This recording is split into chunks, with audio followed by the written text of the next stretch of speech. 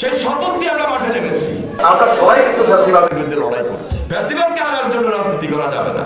ফ্যাসিবাদী কতটা শক্ত ছিল, তায়ের মিয়াদের শাসন কতটা ভয়ঙ্কর ছিল, তার ছেলেদের শাসন কতটা ভয়ঙ্কর ছিল, এই যে এতগুলো লোককে বিদ্যাঙ্গলি দেখিয়ে যা ইচ্ছা তা করে গেছে। তো এই যে চিন্তাধারা, এই যে ফ্যাসিবাদের যে সিস্টেম, এই সিস্টেম শেষ হয়ে গেছে, বিলুপ্তি হয়ে গেছে। বাংলাদেশের মাটিতে যেন এই ফ্যাসিবাদ আর না আসে, সেই শপথ দিয়ে আমরা মাঠে নেমেছি, সে অঙ্গীকার নিয়ে আমরা মাঠে নেমেছি। সেখানে আপনাদের সহযোগিতা বিশাল ছিল।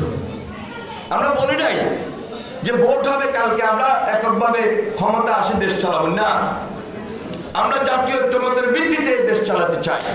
যারা ফ্যাসিবাদের বিরুদ্ধে লড়াই করেছে, যারা ফ্যাসিবাদের বিরুদ্ধে সংগ্রাম করেছে, যারা যুগপৎ আন্দোলন করেছে, আজকে নানা খান থেকে অনেক বক্তব্য দিতে চান, অনেক কথা বলতে চান। কথাগুলো অনেক সময় অনেকে পরিষ্কার করেন, অনেকে পরিষ্কার করেন না। এই জামাত ইসলামের এখানে নেতৃত্ব আছেন, তাদের উপর পর্যায়ে এক এক সময় এক এক কথা বলেন। অনেক কথাগুলো এটা কিন্তু হয়তোবা নিজের রাজনৈতিক অবস্থানটাকে আর একটু সুদৃঢ় করার জন্য বলেন, কিন্তু প্রকৃতপক্ষে আমরা সবাই কিন্তু ফ্যাসিবাদের বিরুদ্ধে লড়াই করছি। গুমের শিকার হয়েছে, খুনের শিকার হয়েছে, অত্যাচার হয়েছে, নির্যাতন হয়েছে, জেলে ছিল, একসঙ্গে ছিলাম। এই যে ওনাদের ডাক্তার শফিকুল্লাহ সাহেব একসঙ্গে জেলে ছিলাম, একসঙ্গে অত্যাচারিত হয়েছে, একসঙ্গে নির্যাতিত হয়েছে, পাশে ছিলাম, একসঙ্গে নামাজ পড়েছি।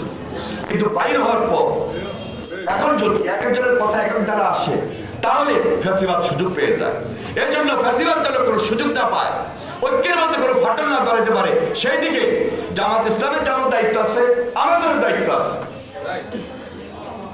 আমরা এই দেশের মানুষকে অভয় দিতে চাই, আমাদের ঐক্যে যেন কোনো ফাটল না আসে।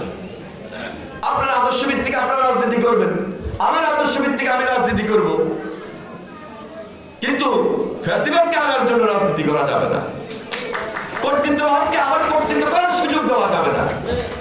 এই চিন্তা চেতনার থেকে বাংলাদেশের মানুষের পাশে দাঁড়ানোর জন্য তারেক রহমান বারবার যে বক্তব্যগুলো দিচ্ছেন, সাধারণ মানুষ শুনে যে তারেক রহমান প্রতিদিন কি বলছে।